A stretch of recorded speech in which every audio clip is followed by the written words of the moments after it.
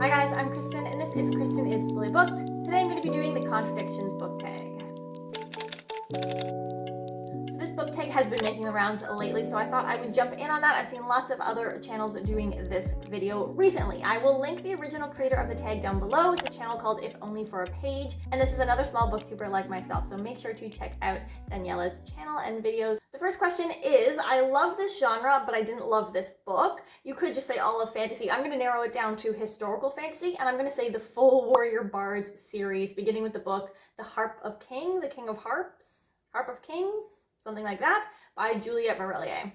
Now, I usually love Juliette Marillier's books. I love her style of historical fantasy in particular, but these books did not work for me at all. I think I gave them each like maybe 3 stars. I really just didn't gel with them. There was nothing that was horrible about them, but there was also nothing that worked for me. Her writing style is usually very like atmospheric and whimsical, and it just really wasn't. I think she shifted the tense to make perhaps present tense perspective for a couple of the different POVs, and it was really jarring and a little bit like succinct and staccato, and I didn't connect with any of the 3 main character POVs. There were a lot of other problems that I had, but I won't kind of dig into that series now. But I'm gonna go with the Warrior Bard series by Juliette Marillier. Historical fantasy that just didn't work for me. Question number 2 is the opposite. I rarely read this genre, but I love this book. I do have 2 for this one. So one of them I'm going to say is literary fiction. I don't read a ton of literary fiction, but when I read Normal People by Sally Rooney, I absolutely loved it. I read it in one sitting. I think I stayed up all night to read this book. Yeah, what can I say? I am one of the people who really love that book as opposed to the people who really hate it. I wouldn't have even picked this book up on my own if it wasn't for a book club that was like a non-genre specific book club that I was part of for a while here. And yeah, we picked this book one of the months and went for it, and I'm very glad we did. So definitely worth thinking about joining a book club that forces you to read books outside of your comfort zone, or ones that you just simply would never have picked up on your own. It's also where I read the next book that I'm going to say, which is for historical fiction, and that is A Gentleman in Moscow. I've tried this like 5 times. I cannot say the author's name without stumbling. It's Amor Towles. And while the premise of this book does not really make sense in reality, it turned out to be a very interesting read that I really enjoyed. So the premise here is that we follow this Russian count who in 1922 is sentenced with a crime of being from the noble class. But for reasons, he is forced instead into house arrest in a grand hotel, the Metropole in Moscow.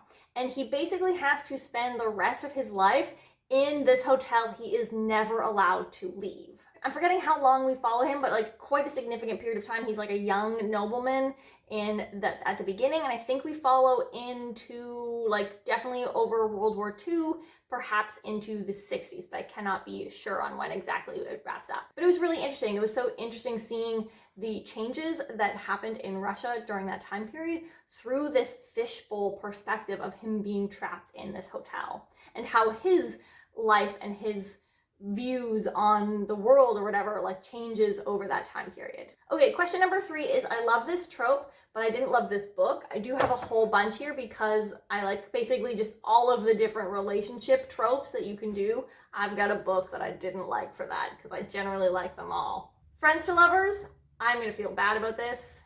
I was pretty positive about the book when I first talked about it, but realistically, People We Meet on Vacation by Emily Henry, I didn't hate it, but I didn't actually like the way that it did the friends to lovers. But I will put a little asterisk here and say that I read the US copy that has the horrible ending.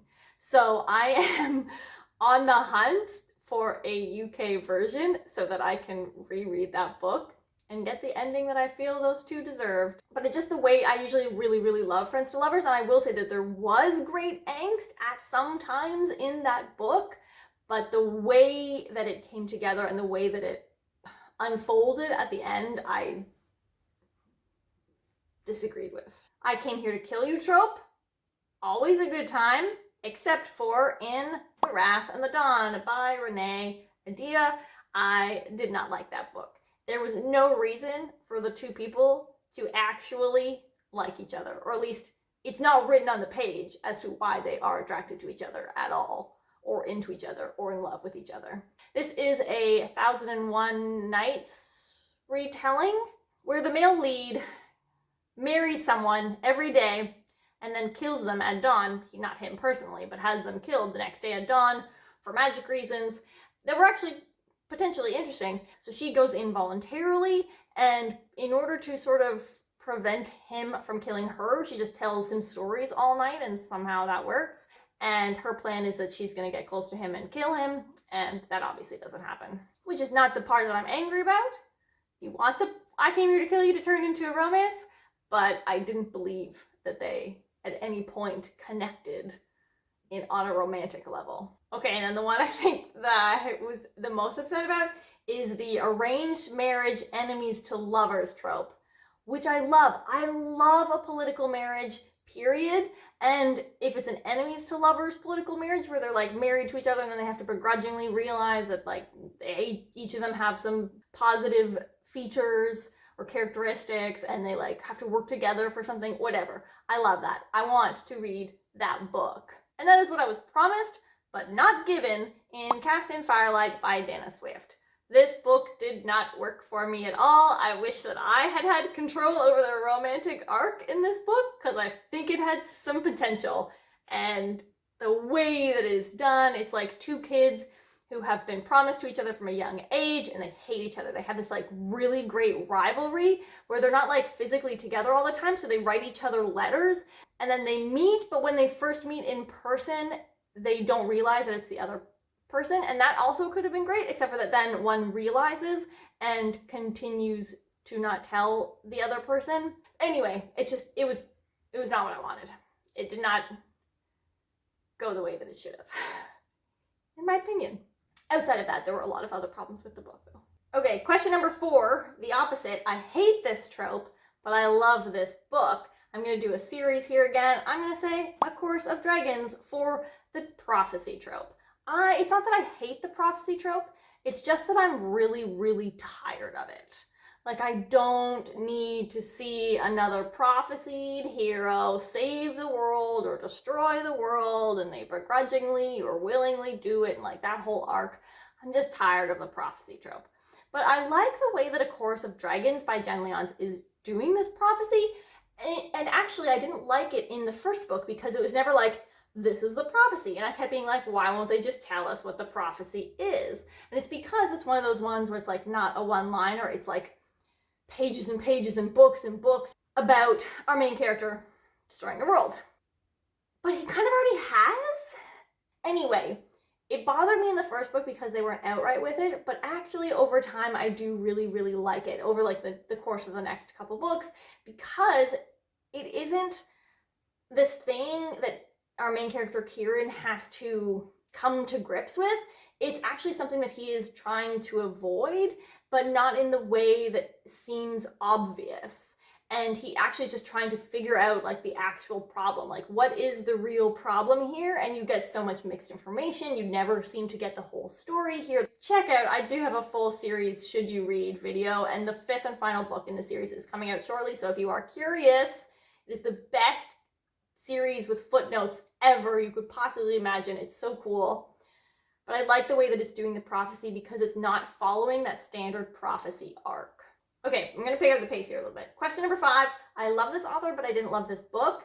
Guy Gavin, we all know. Love him. Book I did not like. Isabel. Hated it. It is his attempt at a young adult book. It is contemporary at the time. It is probably very dated now. I hated that it was contemporary. I hated that the kid was like Googling stuff. He's a kid, he goes to Italy, I think, with his dad, who's a famous photographer, and he somehow like starts a curse and brings into the real world someone from a different time period. I don't remember. This was like really long time ago. It was weird. I don't remember. I read this when I was like actually a child when it came out, and I was like a child that didn't read young adult books anymore, and so it felt like this is not written for me. And it's the only thing that he's written that I have read, which is everything except for his poetry book, that like I actually hate. Question number 6. I previously disliked this author, but I loved this book. This is difficult because if you don't like an author, you're not going to give them that many attempts. And I don't have a book where it's like, I really, really dislike this author, and then I picked up something else and it was mind-blowingly good. Like, that's a tough one. So I was gonna go with Colleen Hoover here, in that I think I read the one with the water on the cover first and did not love it.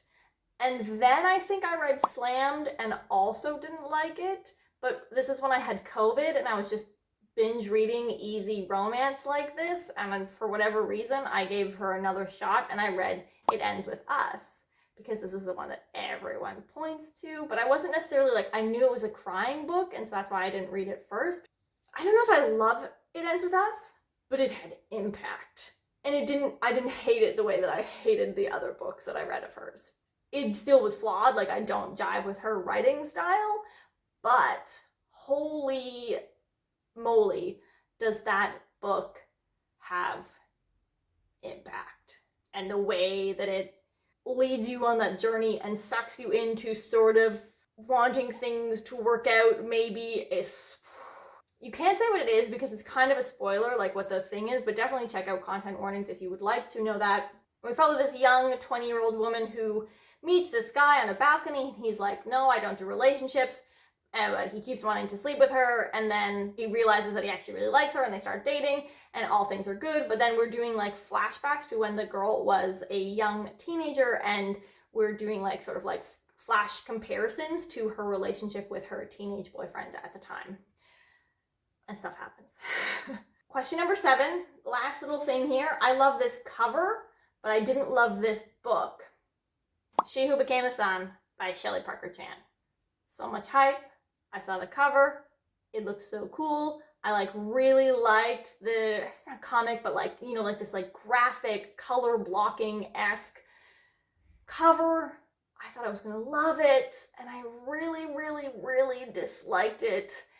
This is the Mulan-esque fantastical retelling of the origins of what dynasty? Of the Ming Dynasty. That's what I would have guessed, but I wanted to be sure, and for some reason I didn't look it up ahead of time. Main character, her brother is prophesied to have like greatness. She is prophesied nothing. Brother dies. She assumes his identity in order to fulfill or take the greatness for herself. So they live their whole life in the identity of their brother, and it is a great exploration of gender identity and some gender issues within this time period, but I did not connect with this book at all. If you want to see further details or like in-depth information about why, but that's still non-spoilery of like, but like details of as to what didn't work for me with this book, I did do a full review, so you can check that out. Oh, and I do have one more for this. I'm gonna go also with Bonecryer's Moon by, I believe, Catherine Purdy. This was actually like a cover read for me. Obviously I don't buy it books, so it's like it's not a cover buy, so I cover read it. I read this book exclusively because of the cover. I don't know if that was obvious from the weird way that I phrased that. I read this during my peak YA binge at some point in 2020, I believe, and I thought it was going to be good. It had a cool concept, a cool premise, which I'm not going to expound on here now, but it was like French inspired, and there was a little bit of a fated like soulmate thing, but she actually has to kill him in order to get her priestess like level thing. The magic system was interesting, involving bones, but the whole book as a whole just really did not work. The enemies to lover thing didn't convince me. I wanted it to, and it could have, but it didn't. And also I listened to the audiobook, which I would not recommend. It was a little bit over the top. So I will acknowledge that that is contributing to my impression, but generally I hear pretty mixed average things about this. But I loved the cover at the time. It's like peak YA right now, cover-wise. Very popular cover artist. The opposite and final question here is, I don't love this cover, but I do love this book. And I have 2 here for this one as well. I'm going to go with Kushiel's Dark by Jacqueline Carey. All-time favorite book of mine, but the cover is dated, to say the least. This is my BDSM, courtesan, spy series that I love. I've talked about it. I did talk about it most recently in my Do You Reread Books like I do video, so I will link that above. Oh, and the other one is Ray Bear by Jordan Ifueko. I did not plan this, but I just realized I did like one adult fantasy and one YA fantasy for each of these. That's great. It was accidental. But Ray Bear, specifically the US cover, because we all know that the UK cover is so cool. I think that I get what they were trying to go for with this, but I don't think that it is aesthetically pleasing to the eye. But this is a very cool book, a very cool YA book, that is like very atypical and like actually pretty dense and like meaty with material and thought and conversations and provoking questions and discussions for a YA. And it follows a main character who was created or like born for the sole purpose of enacting her mother's wish. Her mom like has her with a genie, so the daughter actually has to fulfill the mom's third and final wish, which is to kill the crown prince or the Ray Bear. But in order to do so, she has to get close to him. They end up becoming really, really close friends, and the whole book is like this conflict of her trying not to go through with the magically imposed wish of her mother to kill the son. But it's not just about that. Really cool African-inspired world here. Such an interesting, like, meaty book. I still have to read the next book, Redemptor, the conclusion. It's a duology. Anyway, very great book. US cover did not work for me. Okay, that is it. Those are all of my contradicting thoughts about these books. If you would like to do this tag, if you have not done this tag yet and you have a channel, just go for it. Tag me in the video. I would love to watch to see what you guys think. And otherwise, I will see you guys next time. Have a great day. Bye.